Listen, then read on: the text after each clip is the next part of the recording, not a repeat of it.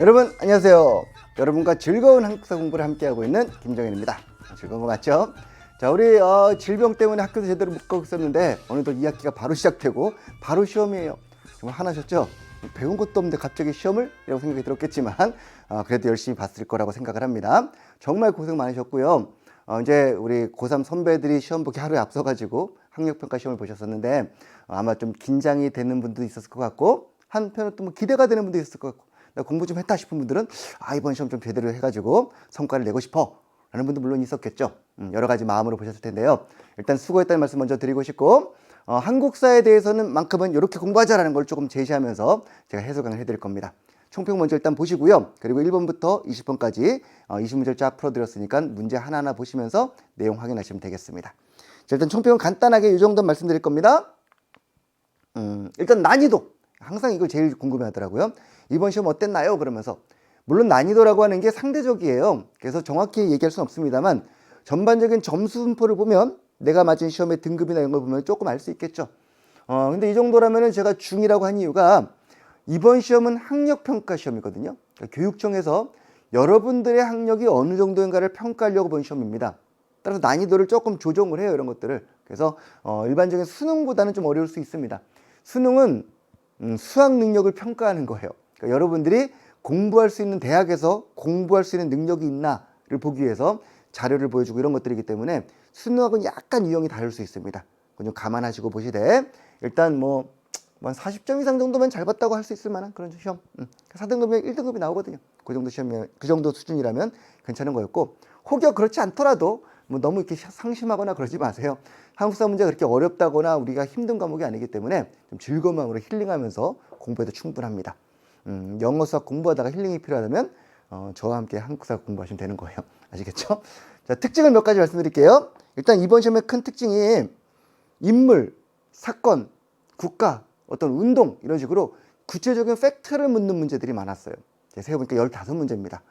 시기 문제가 보통 그래도 꽤 많이 나오는데 시기를 묻는 문제보다는 사건 자체를 묻는 문제. 근현대사 파트가 그렇게 되어 있어요. 여러분 교과서는 전근대, 그러니까 조선까지가 한 단원이고요. 뒤에 근대, 일제강점기, 현대가 각각 한 단원씩 총 4단원입니다. 그러니까 뒤에 비중이 훨씬 높아요. 그렇다 보니까 아무래도 전체의 흐름이나 순서를 묻는 것보다는 사건 하나하나를 구체적으로 알고 있니? 너 이모군란 알아? 독립협회 알아? 이런 식으로 사건을 묻는 문제가 많다는 거죠. 그럴 때는 여러분들이 당연하게도 사건을 정확히 알면은 푸는 거고 모르면 접근도 안 되거든요. 난 독립협회를 처음 들어요. 그러면 못 푸는 겁니다. 아예. 따라서 하나하나의 구체적인 어떤 사람이라든가 사건이라든가 나라라든가 이런 것들을 좀 꼼꼼하게 파악할 필요가 있다는 거죠. 이게 여러분이 이제 앞으로 이제 공부해야 될 방향성입니다. 그러니까 전체 흐름도 물론 중요하지만 흐름 안에 있는 사건들을 구체적으로 배경, 결과, 뭐 요소들을 기억하고 있어야 된다는 거지. 그래서 요것 때문에 조금 어렵다 느낀 분들이 있을지 모르겠어요. 그러니까 사건을 좀 알고 있다면 이거 정말 쉬운 문제인데? 라고 풀 수 있지만 아예 그 사건을 처음 들어봤다면은 접근도 안 되는 그런 문제였다는 거지. 이런 걸 유념해서 공부하시면 좋겠고요. 시험의 유형은 일단 100% 자료 제시형입니다. 자료 주고 선지 주는 거예요. 초기 수능 개편되고 초기 문제는 그냥 다음 중 이모군란에 대한 설명으로 옳은 것은 1, 2, 3, 4, 5 이런 문제도 있었습니다.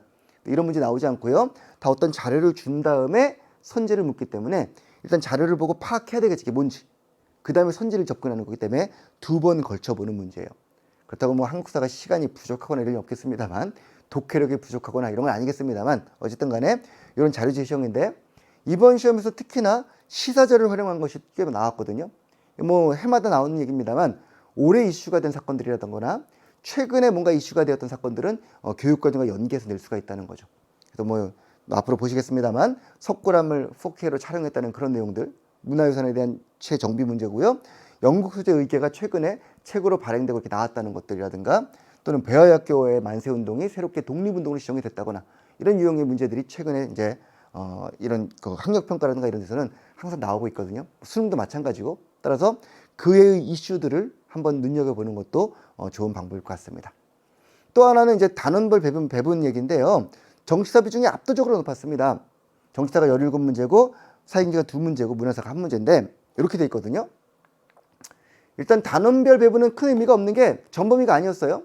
여러분이 배운 데까지만 나온 겁니다. 그래서 전근대 파트가 7문제, 근대가 1860년대부터 1910년까지가 8문제, 10년 이후가 5문제가 나왔는데 사실 이거는 다 배우고 나면은 아마 5 나올 거예요. 하지만 지금 이번 문제에서만큼은 7, 8, 5문제가 나온 거니까 요건 별로 뭐 눈여겨보지 않아도 괜찮을 것 같고요. 문제 이겁니다, 이거. 정치사 파트가 압도적으로 많아요. 그러니까 사회경제나 문화사 파트가 적은 이유는 근현대사의 교과서 서술이 그러해요. 그러니까 이 시기는 문화사보다는 약간 사건들을 묻는 게 많기 때문에 이렇게 나올 수밖에 없습니다. 그러니까 이런 것도 감안하셔가지고 물론 이제 앞으로 수능을 보다 보면은 뭐 어떤 뭐 건물이 언제 건지 뭐 신문이 언제 건지 나올 겁니다. 하지만 그런 것들보다는 전체적인 사건들의 흐름을 잡는 거에 초점을 두자라는 겁니다. 이런 걸 조금 눈여겨보시면 될 것 같고 앞으로 나올 때마다 학력평가라든가 여러분이 모의고사 볼 때마다 제가 이런 것들을 분석하면서 앞으로 수능은 이렇게 나올 겁니다라는 걸 예측해 드릴 겁니다.